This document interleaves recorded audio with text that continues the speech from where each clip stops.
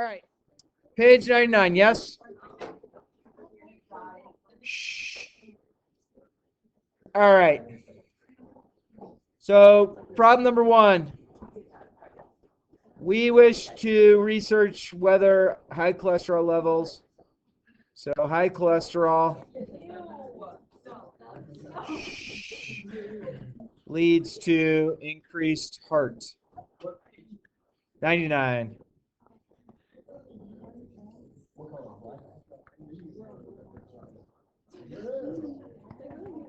All right. All right. So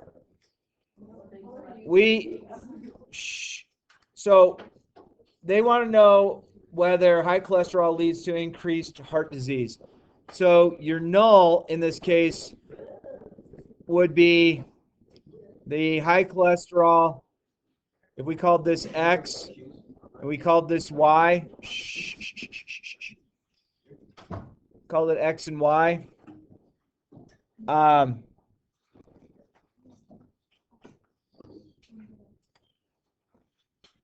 We would say that,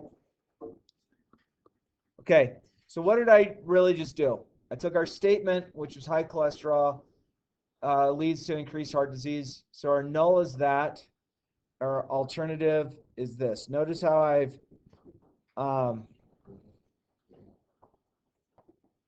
cholesterol, increased heart disease. Okay? So this is a good old, this would be a one tail. Now notice I'm using just letters to represent stuff to save a little time. Sorry, I'm interrupting conversations. I apologize. If you want to just do whatever the hell you want, just find a new place to be. I'm referring to people who don't even know their books out.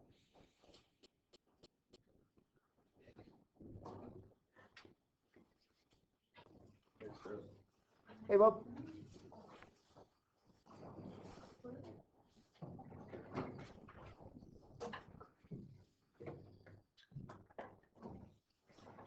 All right. We good?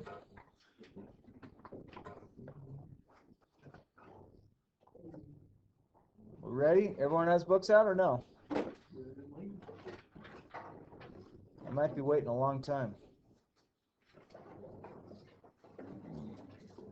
All right. So, look at the top of 99. What is really taking place there? I'm really just creating the null and the alternative just by using symbols. Okay? So X is not equal to Y. X is greater than Y. High cholesterol, increased heart disease. Okay? It's one tail. Okay. Rejecting the null. What is rejecting the null going to do for us here?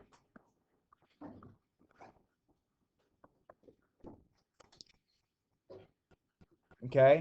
If we reject the null, that means we found evidence that this has taken place.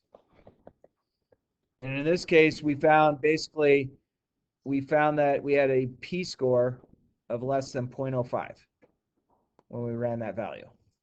Okay? So that's number 1. Number 2 basically looks like this. Explain what failing to reject the null would take place. Okay, fail to reject the null, which is,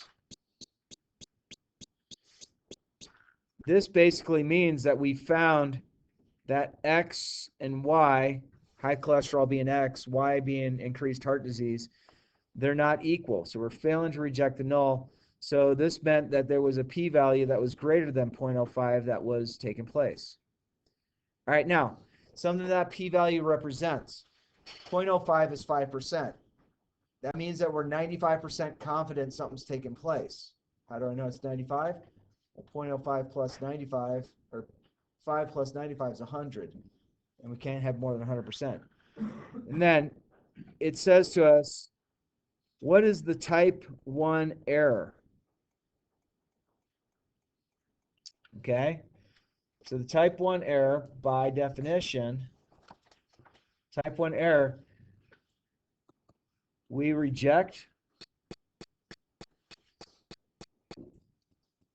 Can't do it. Reject this when it's true. Okay? So we reject a type 1 error. We rejected our null, but we knew it was actually true.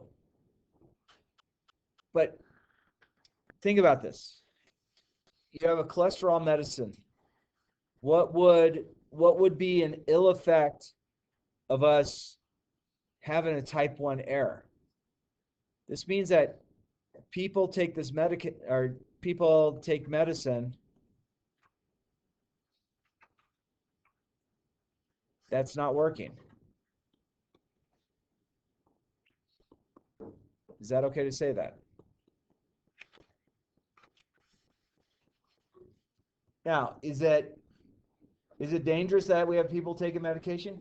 I mean, it depends upon the medication that we're putting out on the market. You know, the one we were talking about, the aspirin. Aspirin doesn't really have any ill effects to the human body if you take it or not. Yes, it can sour your stomach. It can erode the lining of your stomach. The aspirin one that people do tend to take as they get older is actually the child dose of salicylic acid, which is what aspirin is. Okay, so you have to kind of weigh the pros and cons of something taking place. If you have somebody who's taking medicine and one of the side effects of taking the medication could be, you know, your eyeballs start bleeding, you know, and you found that there was a type 1 error, we rejected the null when it was actually true. Okay, the null is, you know, the cholesterol and the heart disease don't come hand in hand. So if someone's taking medication for high cholesterol, that, you know, and the side effect is eyeballs bleeding, that's not good. Okay, but I was talking yesterday to a couple of students in another period, and we were talking about when tests are taking place, the person who has the loudest voice, who wants to show that there's some sort of conspiracy taking place, is not the most correct person. Okay, so a type 1 error, we reject the null, but it's actually true. I mean, let's say you worked for a drug company and you did 10,000 different tests randomly on enough people randomly, and then so you did, let's say 10,000 tests had been done, but then one of the tests you did showed this took place. There are institutions out there, and a lot of times you can find it on podcasts and things like that, that'll say, look, here's a study that shows this. Well, do you want to believe one study that might have been a quirky event, or do you want to say that the 10,000 studies that were done are accurate? I mean, it goes hand in hand. Now, if you did one study that showed one way and one study that showed another way, a one for one, I'm not quite sure if I would believe either of them. I would say, let's keep testing to see what takes place. It's very possible, if somebody was involved with taking a medication who already had high cholesterol, and you had that series done for years and years and years, and you're realizing the people are taking this medication they're not having as large of a percent of heart attacks taking place, that might be showing some validity to your alternative hypothesis. Okay, that's a legitimate thing, but just be careful. Be careful. Like you're being exposed to information all the time. You know, if you watch television, you're being influenced by advertisements all the time. Okay? Yeah, some of the advertisements are funny. They make you giggle. Okay? Do advertisements work? I mean, in the 70s and 80s, there was jingles that they kind of put along with stuff. And I still remember the one from McDonald's. 2 all beef patties, special sauce, lettuce, cheese, pickles, onions on a sesame seed bun. And then you'd be sitting there showing all these different angles of the Big Mac. And you're like, oh my gosh, I got to go get that. Coca-Cola had a thing saying Coke the real thing. That was just kind of their advertising. I mean, these are things that stuck. That's just good advertising. Doesn't mean either one of them are healthy or not healthy. So if I were to say, hey, what would happen if we had a type 2 error?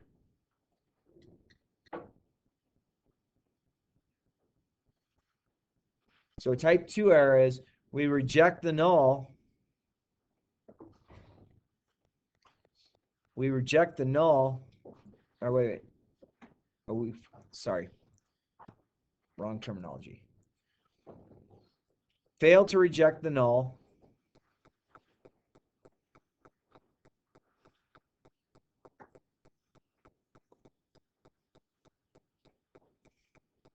Fail to reject the null. And it is truly false. Okay? The real result is false. Okay? Again, if you've done numerous random studies for large corporations, this is not individual studies. This is large corporations are doing this. Type 2 error, we reject the null.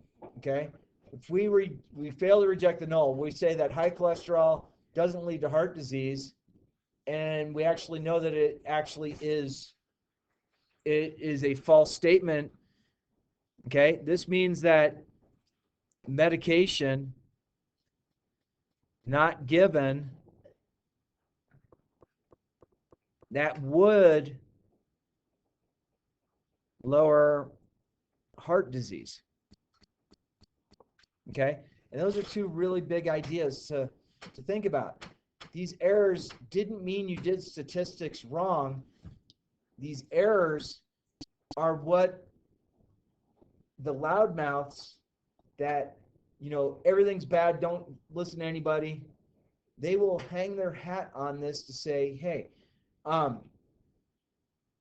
there was a study on the MMR vaccine, that's measles, mumps, rubella, and a gastroenterologist in Germany had a child who had autism, had a party with other autistic kids at the party, and just by this doctor talking to the parents, found out each and every one of those kids, and it was like 10 to 15 kids, each and every one of those kids who had autism had received the MMR vaccine as an infant. And that doctor, that gastroenterologist, the doctor who deals with basically you ingesting something into your mouth and going all the way through your GI tract, coming out the backside, that's what a gastroenterologist as a medical doctor does.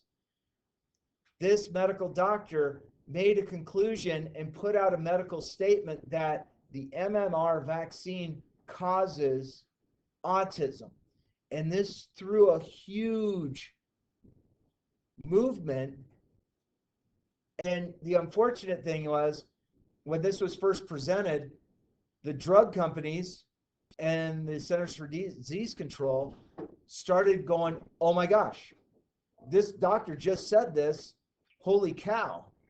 Now, it wasn't a valid test. It was a doctor at a party with his autistic son who had other autistic kids there, and the doctor literally talking to the parents saying, yeah, my child got the MMR vaccine. So they didn't get measles, they didn't get mumps, they didn't get rubella.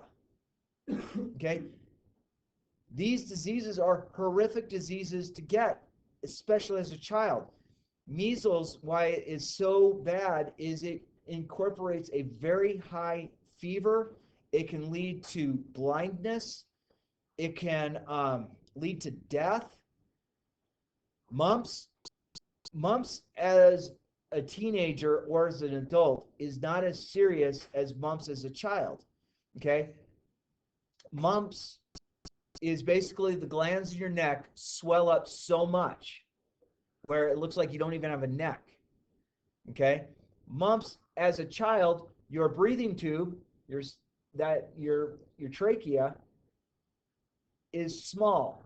You increase the size of the glands, they push in on the trachea. That restricts breathing. I don't know about y'all, but breathing's kind of good for your life. Okay? Hi. You got it. So think about where that study has taken place. These are really horrific diseases that you don't want to get as you're an adult. Now, one other thing that that mumps will do is it could lead to the male who gets it being sterilized, meaning the sperm and the testicles will no longer produce. Okay? Now, I realize, some people are like, oh, that'd be sweet. I don't want to have kids. Okay, I get you. But it is a really bad disease. There you go. No, that's not you. Sorry. Where should I?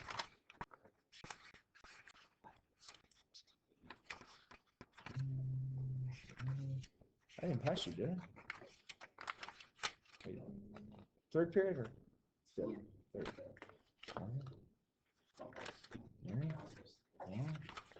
There you are. I don't know how to pass over. Probably that center table would be comfy. All right. And then measles, mumps, rubella is a disease that you can get in your throat, and it is a really pasty, sticky snot that sticks in the back of your throat. As a very young child, this is something you don't want because, again, you're restricting the airflow in a very small airway. If an adult gets this, yeah, they're going to feel like doo-doo, okay? But this medical doctor from Germany, by having conversations with autistic parents, or not autistic parents, parents who had an autistic child, because he also had an autistic child, by that person saying something. The horrific event that took place here, they had said a few things. They said, oh, these contain mercury. Mercury's bad. Okay. So the drug company said, okay, you know what? We'll take the mercury out. Now, the real fact of the matter is, if you have ever eaten an apple, you have ingested more mercury in one apple than would have been in that vaccine. Okay? So the idea that the mercury that's in there, yes, mercury is a bad thing. Apples have mercury that are in them. Heck, we probably grew up listening to the thing, an apple a day keeps the doctor away, and people are like, oh, I'm eating apples, is good. Well, in theory, you're ingesting more mercury by eating apples each and every day, a larger percent of mercury in one apple than what was in the dose of this. Why was the mercury in there? The mercury allowed a certain agent in the drug to stay. It was an agent that allowed it to stay longer.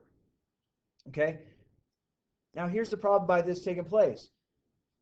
These drug companies spent so many years going, oh my gosh, if this is truly the case, we've got to do something about it. And they did studies after studies after studies, dropping millions upon millions upon millions of dollars to make sure that this was not a result, autism was not a result of this vaccine. They have found every one of the studies they've done, over all of the years they've done them, have discredited what this doctor has said. Okay? That's the danger of it. Now, I know that I have people here who their parents might have chosen not to have you vaccinated. I'm not trying to rip on you. I'm just trying to give you the hard-nosed facts to the disease, or those diseases that we're trying to get away from. There's so many different things out there. There's the side effects of those vaccines have shown that a slight fever might occur after it.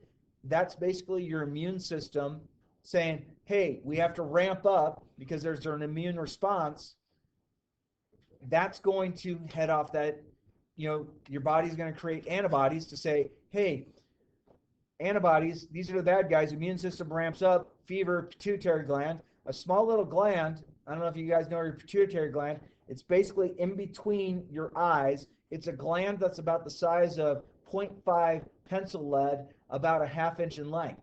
It's teeny tiny. That's what controls your body temperature. Okay? There's times throughout a day that you might actually come across having a fever, and it doesn't mean you're sick. It basically means that you were just exposed to something that came into your body. The immune system said, dude, time to dance. And it's going to create a small fever, because what it's doing is your response system in your body is saying, this is a foreign entity to my body. I don't like it. Let's build up immunity to this, so when we see it again, we can say, it's not good. Okay? And we're talking about on the microcellular level that these things are taking place. Okay? The unfortunate thing about what that doctor had done is these drug companies could have been working on other things to try and improve life. Now, I know people will say, drug company, all they want to do is just profit. Let me tell you about the business plan of any company. You open a company, what do you want to do? Make money. Okay? Yes. Do drug companies make lots of money? Yes. Okay? Are there things that are wrong with certain health care perspectives out there in the world, in the United States? Absolutely.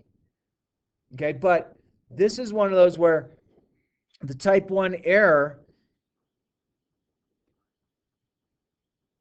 we reject, or the type 2 error, we reject the null when we really know that the null was true, or we fail to reject the null, and people are needlessly taking medication. It's such a fine tooth, and it's an important thing to know, because I want you to be intelligent and make choices. Friends, I'm not asking any of you to ever say, go take a vaccine or go take a medication you know nothing about. Research what you're looking up. It's really okay to do research. It's really okay to ask your doctor. It's okay to get a different opinion. Okay? These are things that are out there that would take place. So for problem number 5, which of these would be worse? I would believe in this case the type 2 error is worse, because if you fail to reject the null,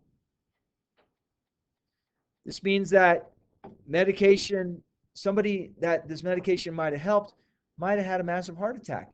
They might have died. There's just different things. That doesn't mean that every type 2 error is worse than the type 1 error. Okay? It's just, you got to be very cautious about when you are going through the world of life. Okay? How I go through life, I am not a knee-jerk reaction person. I've listened to people going, oh, you should invest in this. This is a really good investment. Based on what? Because this person told me? I listened to a radio show that said this was a good investment. Based on what? Was this person being paid by this investing firm to get more and more people to invest in it, even though it was bad? Okay? Hey, he's here. Thanks. There's just a lot of things to think about as far as life goes. You all are young adults. You are in an unbelievable time of your life that as you progress in life, there's more and more things that are coming at you that you have to make decisions based on. And I'm not talking about making a decision whether you should go to Burger King or McDonald's for lunch. Okay, that's just a easy decision. There's things that you need to choose. And so let's look at the second problem halfway down on page 99.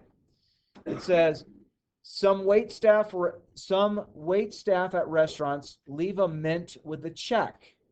Some research suggests that leaving a mint will increase a tip. Okay. Okay. So mint is going to increase a tip. All right. So problem number 6. So let's create the null. Mint does not result in tip. My alternative is a mint will allow you to get a bigger tip, larger tip. Okay? So we can go x is not equal to y, where this is x and this is y. And then x, leaving a mint, would lead to us having a larger tip. So an increased tip. Okay? All right. So number 6, type 1 error. So type 1 error in the context of this would say we reject the null when it's really true.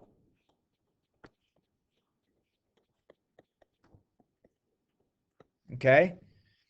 So we reject the null when it's really true. Does the mint have anything to do with it? No idea. Number 7 says that we have a type, what would the consequence of a type 1 error be? Type 1 problems.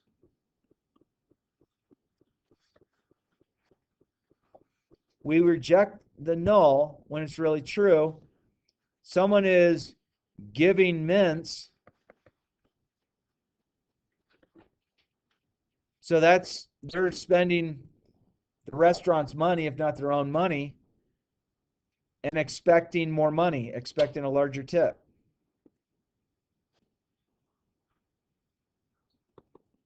Okay, now, if you worked at a restaurant that part of their thing was not to give mints, but you had read the study, so you're like, I'm going to go over to the Dollar Tree and I'm going to go buy, a couple baggies of these mints, and every time I go give the bill to the person that I'm waiting tables for, I'm going to put mints down because they're expecting that person might be needlessly spending more money, expecting that they're getting a larger tip because they had given a mint. Okay? So that's kind of a goofy thing to think about, but hey, it's a problem. It's not quite as moving as cholesterol medicine. All right, number 8 says, explain a type 2 error. Okay, type 2 error means we fail to reject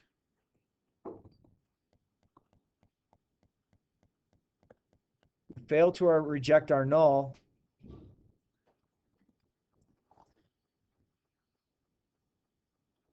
that it is really false. Okay, so we fail to reject. That means we're accepting our null. What would be the results in a type 2 error here?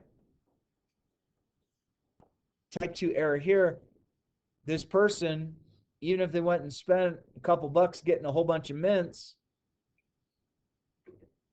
so this could be, if they gave a mint,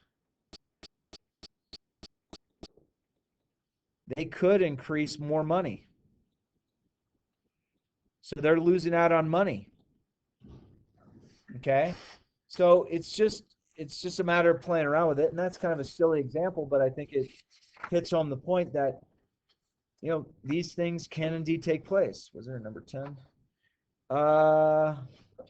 If the research suggests leaving a mint doesn't lead to a higher tip, are there other potential benefits of leaving a mint that weren't studied? I don't know. Like I know some restaurants when I was growing up, they always had the Andes chocolates. You had the chocolate on top, you had the mint in the middle, and the chocolate on the bottom. As a kid, I always thought that was kind of cool.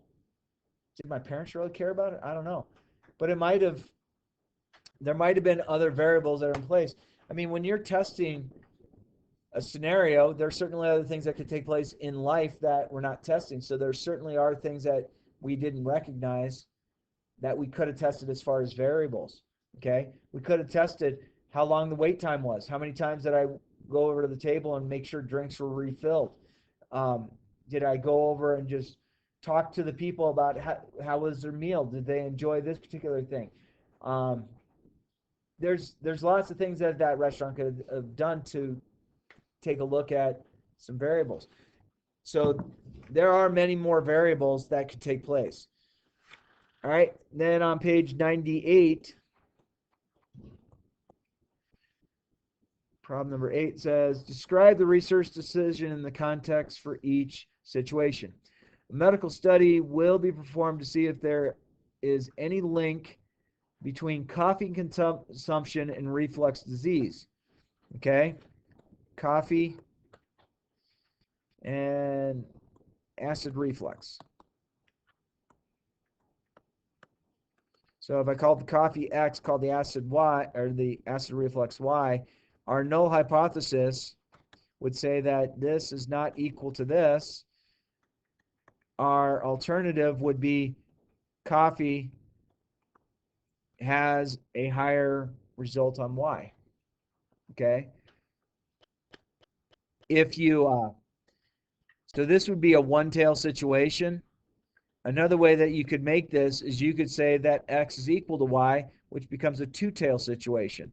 Coffee might have a positive effect on acid reflux. It might lower it. It might also raise it. Okay, but if you do a two-tail, you can test both ends.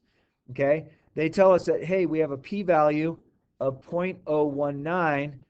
And that is a p-value that is less than 0.05. So what do we do here? We have a low p-value. That means we fail to reject the null. The evidence did not show that coffee affected this in any way, shape, or form. Okay? That's okay. Number 9 says studies performed to see the excessive smartphone use leads to insomnia. So phone, insomnia. Let's call phone X called insomnia Y. Our null hypothesis would be that there's not a relationship. Our alternative would be that having the cell phone increases insomnia. So if they told us that we have a p-value of 0.167, our p-value needs to be this. So this is bigger. So this one, we reject the null. Okay? If I reject the null, this is showing that we have evidence to support HA. We have evidence that the phone use increases insomnia. Okay? I don't know what it is. I have no idea if it's a legit thing or not. I know that experience with my daughters who have phones just like y'all. There was times like I'd be going up to go to bed and I know that they were in their rooms and I could hear their phones going and then I hear somebody, one of my daughters get up and look at their phone when they were already asleep. I don't know. I mean, I get it. You don't want to miss something. But man, I'll tell you, friends, I like my sleep too much. My phone is down in the kitchen charging. Okay? If someone calls me in the middle of the night or sends me a text in the middle of the night, I'll see it when I wake up. Okay? I guess I have the home phone. If it was a dire emergency, then the home phone would ring. And yes, the phone, I would hear ringing in the house because they have a phone in our bedroom. So those could take place. All right, and then number 10 says a study is to be performed to see if high cholesterol levels can be associated with increased heart disease. So high cholesterol leads to heart disease. Okay, so if I call this X, I call this Y. Our null is that X is not equal to Y. Our alternative is that X shows an increase of heart disease. They give us a p-value of this. The p-value that we want to be less than is 0.05. This checks, so we fail to reject. Bless you. Fail to reject the null. Okay? And then I'm not a big fan of the superhero stuff. So wait a minute. Where am I?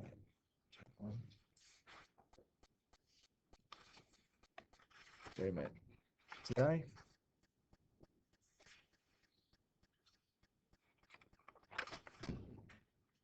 Oh my gosh. Friends, I really just did that, didn't I?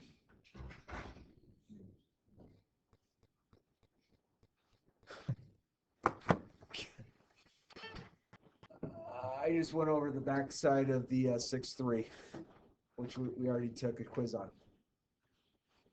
I was confused. Scuba diving on the next. Scuba diving and shark repellent. Like maybe I'm on the wrong page. All right, I'll tell you what. We'll do that tomorrow. Hey, friends, will you do me this favor? I'm so sorry. Will you take a look at page 100? I did the wrong page. I'm so sorry. Yeah, I didn't. Well, what's funny is I'm sitting there, I'm going through the problem, going, I swear to God, I worked this problem, and I'm going in my head, going, am I thinking back to last year?